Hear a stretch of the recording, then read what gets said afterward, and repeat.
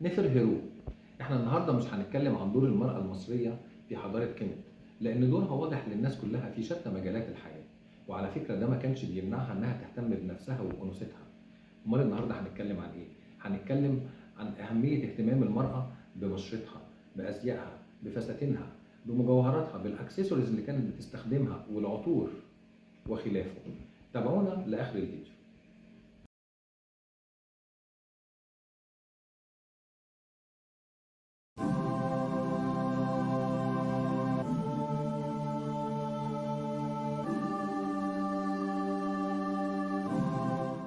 الإنسان المصري كان دايما مرهف الحس وعواطفه ملتهبة، عاشق للجمال بكل أشكاله، وده ينعكس على حبه للمرأة، خصوصا إن المرأة المصرية كانت شديدة الاهتمام بنفسها وبأنوثتها، وده واضح جدا من خلال عنايتها بجسمها وببشرتها، وكمان من خلال الأزياء والأكسسوارات اللي بتلبسها.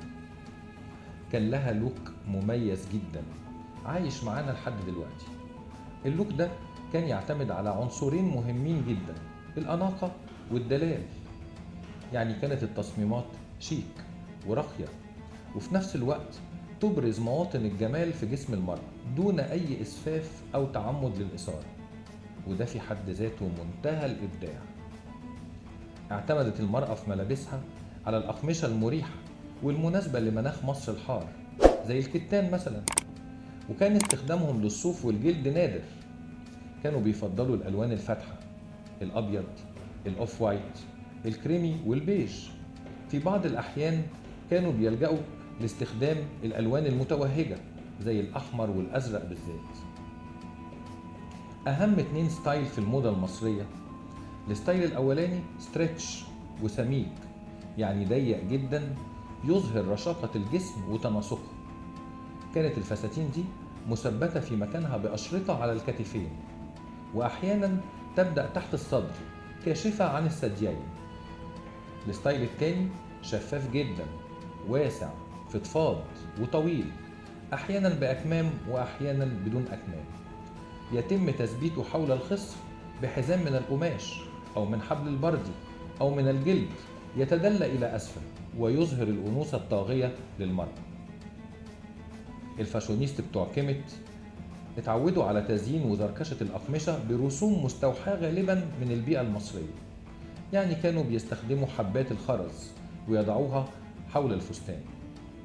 ساعات يعملوا روب أبيض فوق الفستان الأساسي من الكتان الشفاف.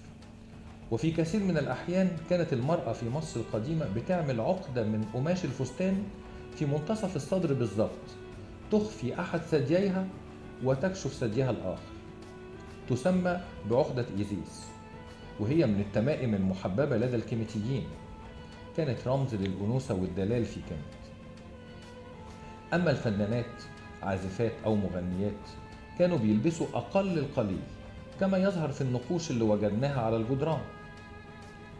واستكمالا لشياكة المرأة، كانت تستخدم الأكسسوارات ذات التصميمات الرقيقة التي تحمل معاني ورموز دينية وفلسفية هامة، زي إيه؟ مفتاح الحياة مثلا، عمود الجد، الجعران، عين حورس، إيزيس المجنحة. كانت هذه الأكسسوارات هي خواتم، دلايات، قلادات، عقود، كردانات، عادة ما تكون مصنوعة من الذهب أو من الفضة ومرصعة بالأحجار النصف كريمة زي الفيروز أو العقيق. لا زالت هذه النماذج تلهم كل صناع المجوهرات في كل الدنيا. نتكلم بقى عن التسريحات. كانت متنوعة. كانت بعض النساء تنسج شعرها ضفائر زي دلوقتي، بينما كانت أخريات تزينه بالزهور. أما أكتر تسريحة عجبتني كانت مخصصة للصفوة من النساء، إلهات، ملكات. كان شعر السيدة يتم تصفيفه على شكل أنثى النسر أو شكل أحد الطيور من الجوارح بكل تفاصيلها. أزياء المرأة الكيميتية أثرت على أزياء العديد من الحضارات الأخرى، زي الحضارة الإغريقية والحضارة الرومانية كذلك. ولحد دلوقتي بيوتات الأزياء الفرنسية والعالمية لا زالت تستوحي موديلاتها من موديلاتنا القديمة، وهم مش بينكروا ده على فكرة.